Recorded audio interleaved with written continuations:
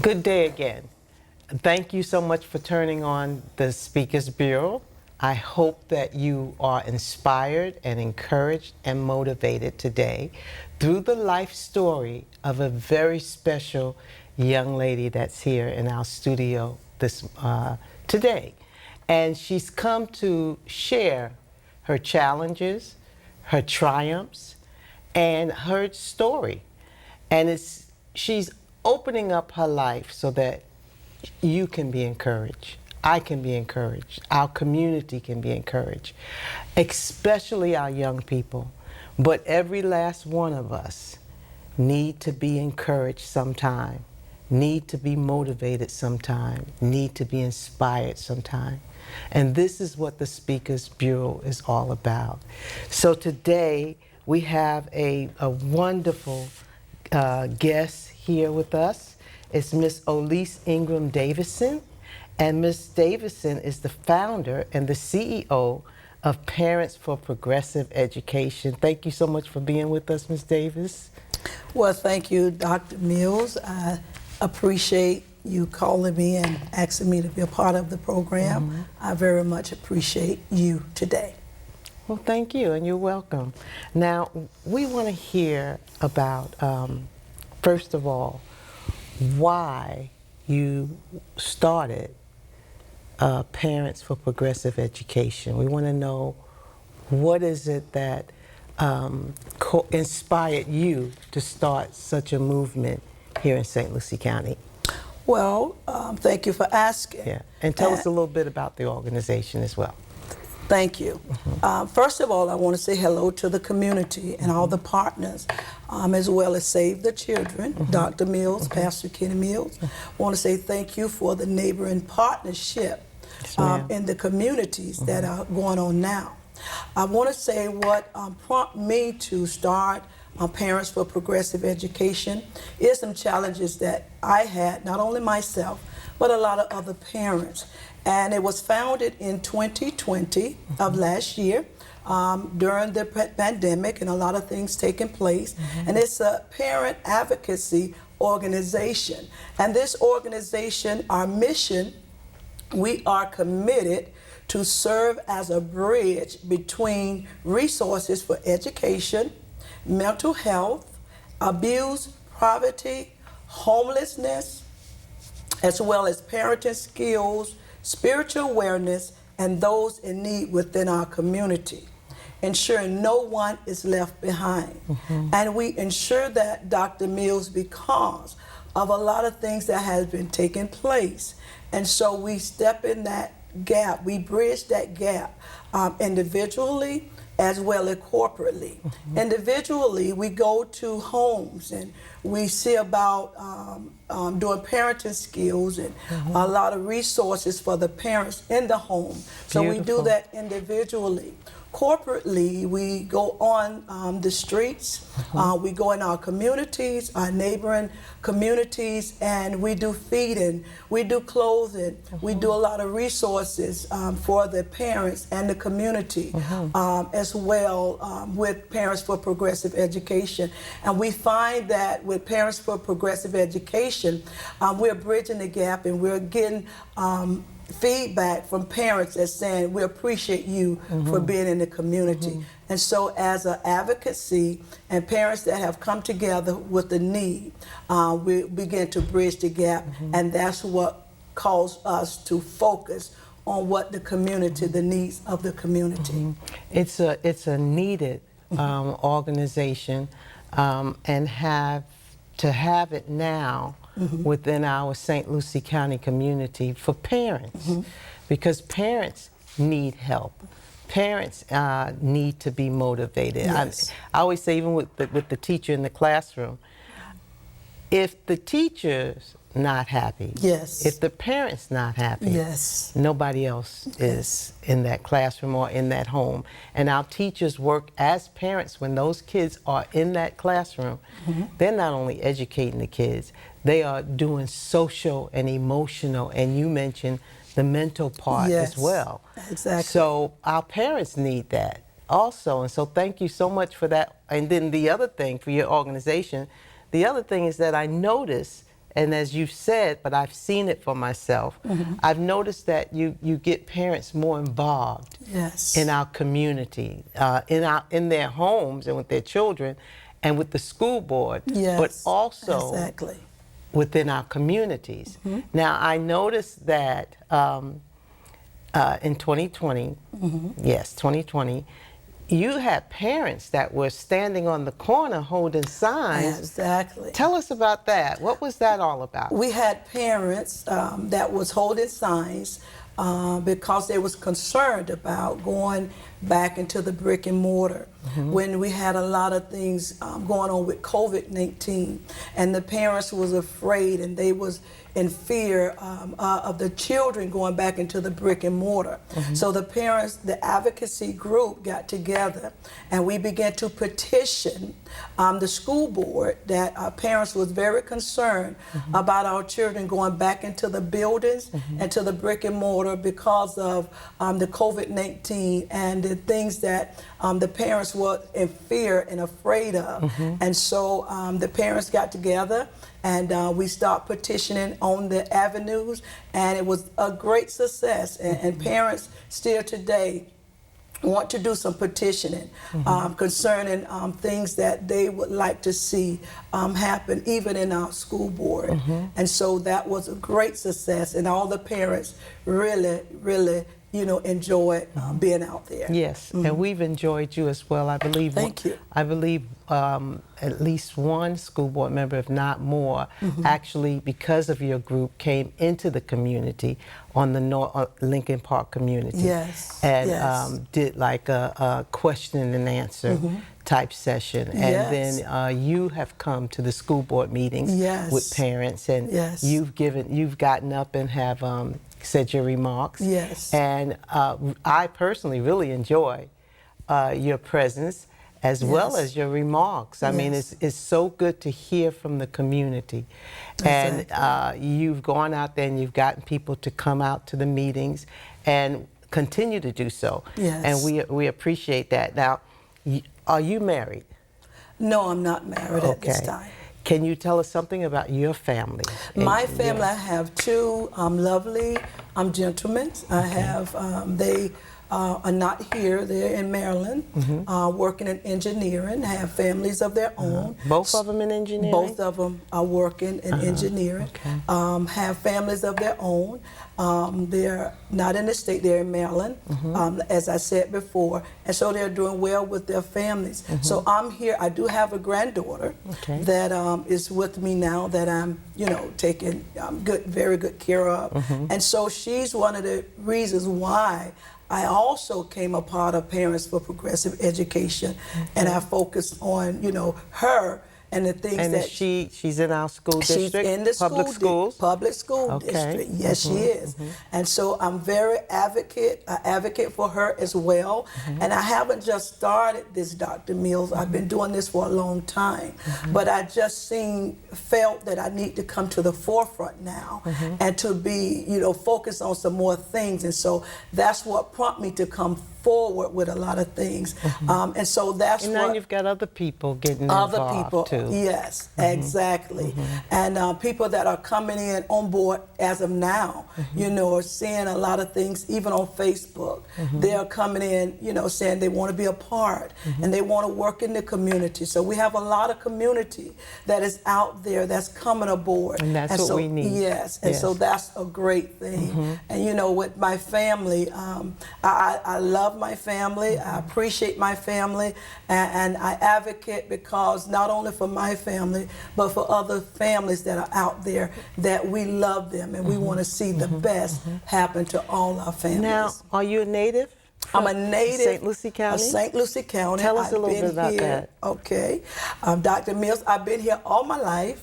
I grew up here, reared here, been born here, you know, all the, you know, the ups and the downs I've experienced in St. Lucie County.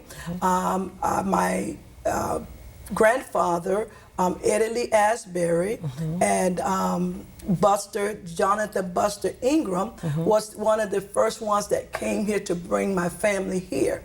And so now, I came. Jonathan Ingram, when you say your the one at St. Mark? Not at St. Mark's, Okay. his father. His father, okay. His father. See, Jonathan, my husband would know all these folks, but I'm not originally from here. Okay. Okay, go ahead. But my husband knows them all. Yes, he does. Yes, he does. Jonathan Buster Ingram, he's my dad's dad. And Eddie Lee Asbury is my mom's dad. Okay. And so I was handed down the gift of giving. A rich family history. Legacy, a rich legacy of family. And so what that was handed down, I was given that gift of giving and to help others. And so as they taught when I was a little girl, they taught me how to give and how to be a giving, as well as the late Elder Cleveland and Odessa Ingram, which is my parents. They also gave me that gift to help others and to be a giver. And so that's the way that seed began, and it started, you know, to generate from there. And you also come from a very strong family of ministers. Yes, and you're a minister as well. Exactly. Okay. Strong background, legacy, ministers, preachers, pastors, the whole 9 yards. Probably evangelists and missionaries. And exactly, Dr. Mills. Okay, so let's talk a little bit about your childhood memories. Okay. Is there, first of all, is there anything that you could share with us that was a special moment in your life as a child that either propelled you or challenged you or what have you, something that you could remember that you can share with our audience that would encourage them that maybe somebody else have gone through, or if it was something positive, just, you know, it can help them appreciate life. Do you have any type of memory that you could think of as a child? Yes, I do. Or teenager? I have memories, teenage memories, even growing up in a family of 10 other siblings. With 10 other siblings, that was a challenge all by itself. It's a challenge all by itself. You know, things are not that easy to come by. And so I had a very hard challenge. And, you know, I have siblings that I looked up to and siblings that did certain things in life. And so that helped me to know that I can do the same thing. And so the challenges in life that I would like for others to know is that you can do, you know, you can be the best that you can be. Just keep your head up, keep looking forward. And I kept, you know, focusing on not just the 10 siblings that I had and the struggles that we went through, but I looked at, you know, what they did with what we had. And coming from a family of 10 siblings, it was a great challenge. And so I motivated myself as looking at to my siblings that still decided, no matter what the struggle was, they still went to college. They still focused in the community. They still did things regardless of how, you know, sparing things was and how education was not a big thing, you know, in that time. And so I still based myself, even though I had the challenges of 10 siblings, it was hard for, we didn't have scholarships and different things to go to school. So I looked at a lot of things. I want to stay home to help with the siblings that was behind me. And so that was a great challenge to me because I waited later in life to continue my college education and things of that nature. And so I just want to encourage others that don't give up, to keep moving and to keep going. You can. Your dreams are right there before you. Yes, because when you give up, you stop. You stop. Yeah. You know, you're just in one place and you stop, or you've gone backwards. Yes. So it's always good to, like you say, encourage our audience to not to give up. Not to give up. No matter how bad things get. Yes. Now, what is your educational background? You were born here in St. Lucie County? Yes. Tell us about the schools, the names of the schools you went to. I mean, people are always interested in people who was born and have grown up in this county. Okay, my first school, elementary school, was Garden City Elementary. Okay. I went there. Then I moved over to St. Lucie Elementary. Okay. 6th grade. Then I moved over 7th grade, was Dan McCarty Middle School. Okay. Then 8th grade, I moved over to Lincoln Park Academy, which is Academy now. And then 9th through 12th, I went to Westwood, with the home of the Panthers. Yes, Once my a daughter Panther, graduated always there, a yeah. Panther. And so I went to Westwood High. And I went on from there, had a little break, went to Indian River College, where I got an AS degree in child development, Okay. in education. Also, I have a BS degree in theology. And so that's where my background came from, as you say, ministering and, evangelism and all of that from my foundation.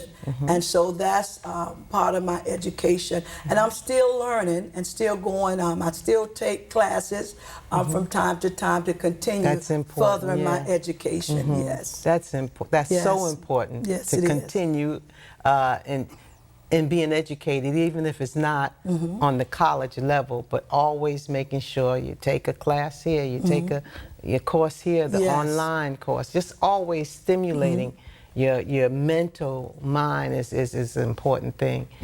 So my daughter, Westwood as well, graduated from Okay. Westwood. Then I have a son that graduated from Fort Pierce Central, and then I have a Centennial one, Wow. and Lincoln Park. Wow. As high schoolers. So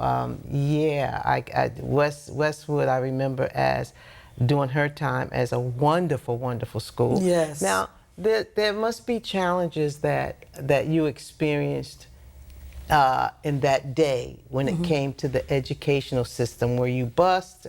Were you at one time in an all-black school, before the desegregation? Tell us a little bit about how that was back Well, then. it was challenging because at this time we wasn't bused.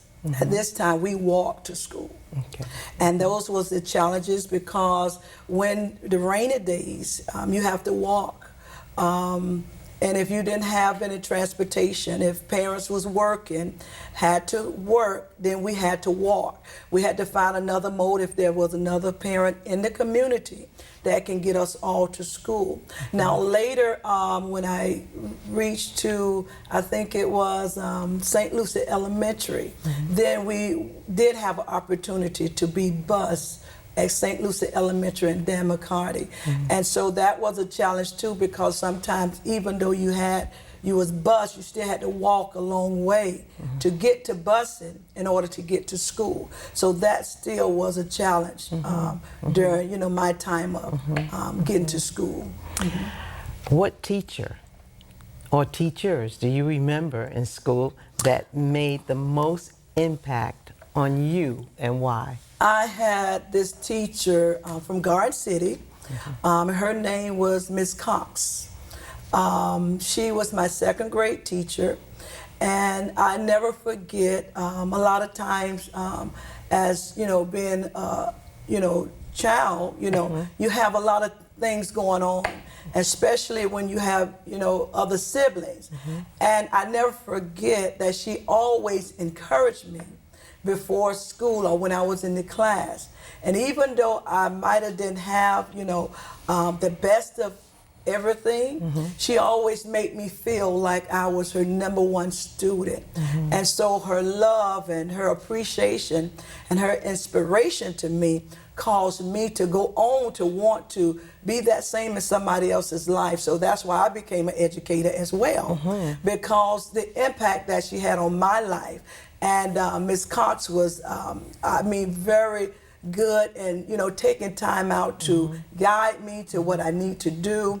Never was a moment that I felt like I didn't want to be, in the class with her, because she always showed me, that inspiration and, empowering me to, That care. Yeah, that care and that love. And you said something, she made you feel like you were it. She made and she me probably feel did like, that with all of the kids. With all the kids, but she made me feel like, listen, right, you are it. You are it. And so with Miss Cox, she was, I mean, the teacher that really caused me to really move forward and see things differently. She was a very, impact in my life. And I still talk about her today because of that impact that she had on my life. Yeah, second grade. Second grade. I mean, you went all the way back to the second grade teacher. Second grade. She must, and you know that our teachers make such incredible impacts on our students, whether positive or negative.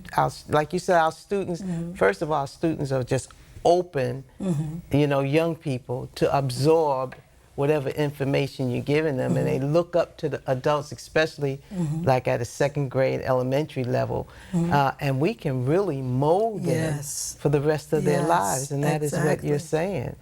Yeah, so our labor is not in vain. It's not in vain. Okay, now, who do you admire most in life? Now, I know you talked about your teacher as far as it made the greatest impact, but outside of the educational system, who do you admire most in life? In life, yes. I admire most in life is my mom. Okay. My mom was one that she was a God-fearing, faithful woman, and what she instilled in me, and my father as well, and what she instilled and they instilled in me was something that the treasures that they gave me and the foundation that they gave me, I could not be who I am today without them.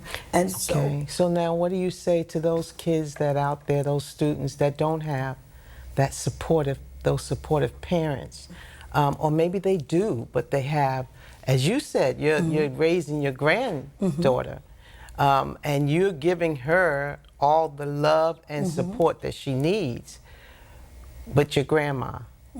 So what do you say to those students who feel like they don't have their parents in place, or they don't have supportive parents, and you're looking at one of those students who as a child did not have that?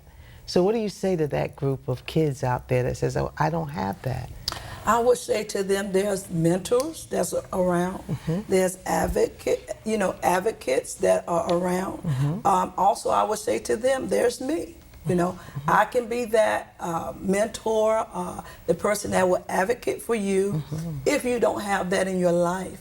But look around, there's somebody around that you would know and that you can relate to that will be an advocate that will help you reach whatever goal you have. And so that's what I would tell them. Yes, even when you say that, I think of, sometimes we have to search for things. And young people are smart. Absolutely. And so if they talk to their teachers, I know a young lady who, she was open to her teachers, and so they became her advocate. And they gave her the support that she needed. Her great-grandmother raised her. Her mother left her. She didn't have a dad, actually abandoned her. And the grandmother wouldn't take her, so the great-grandmother took her. And so, and she says as an adult now, which she's in her 30s now, she says that when she looks back, the way she treated her great-grandmother, she still has guilt over, because she said she would argue back with her, and and you didn't know nothing, and wasn't respectful. But great-grandmother continued to raise her baby because she loved her. But it was the teachers that she respected in her community, her school community. And because of the impact that those teachers made, she ended up becoming a music teacher. Wow. And in her city now, she's in Daytona right now, she became a teacher of the year for her school. Amazing. But, she had all those challenges. She didn't have the supportive parents, traditional parents, but she never gave up. And she had people in her life that she went to that they knew that she was hurting. Wow. And she's gone through very bad depression, all kinds of things because of her situation. Wow. But today she's a successful professional music teacher in her community. So wonderful. The adults make such a tremendous difference Yes, in our they do. lives, Yes, you know. they do. Now, And while you're saying that too, Dr. Mills, not to cut you no, off, that's okay. is while you're saying that, Parents for Progressive Education, we are a mentoring program. Okay. We mentor those and we ask parents to bring them, and you know, we're able to mentor them as well. Also, I want to just say this. There was, years ago, there was this pastor that worked for the mustard seed. And while you're saying when we looking for people, I was young, but this pastor was telling me about my legacy and the family that I came from. And that instilled something within me, because as I was looking for something, he was telling me something. your history. My history. And that pastor was Pastor Kenny Mills Oh, from boy. the mustard seed Wow. years ago. And so I looked at my legacy, and that helped me to be able to. Wow. Yes. And that gave me chills, because for Yes. those that don't know, Pastor Kenny Mills is my husband. Yes. And so the words that we speak to one another Yes.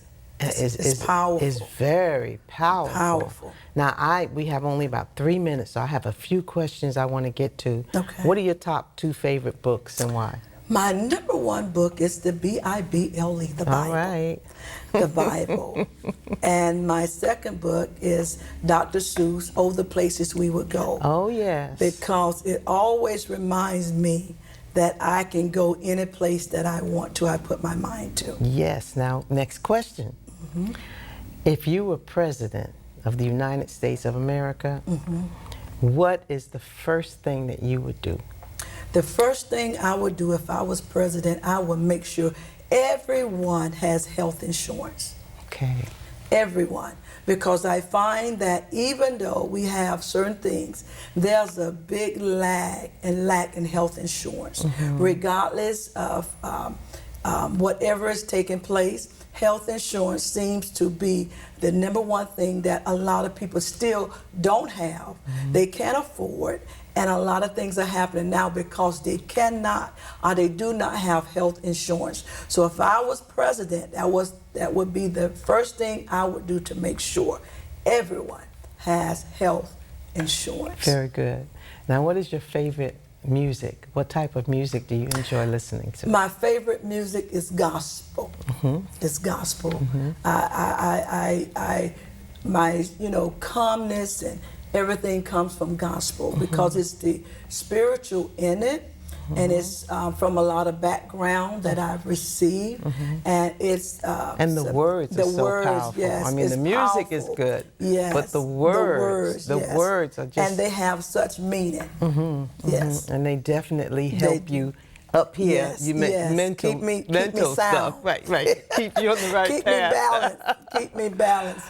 Yes. Miss Davison, thank you so much for coming on and being our guest on the Speakers Bureau. The time has run out. There were so many questions I wanted to ask you. I wanted to talk. I know you're into African American history and the curriculum and et cetera, and just so many things that I wanted to say and ask you. But we have 23 seconds left. Okay. So I just want to say thank you for being our guest. Your story is fascinating. I know that we could talk forever about Yes. the Ingram family and the legacy. Yes, And thank absolutely. you also for sharing how my husband impacted your life. I will make sure he hears about that. Yes, Thank yes. you again, Miss Lisa Davison, Ingram Davison. And thank you for joining the Speakers Bureau today. You have a wonderful day.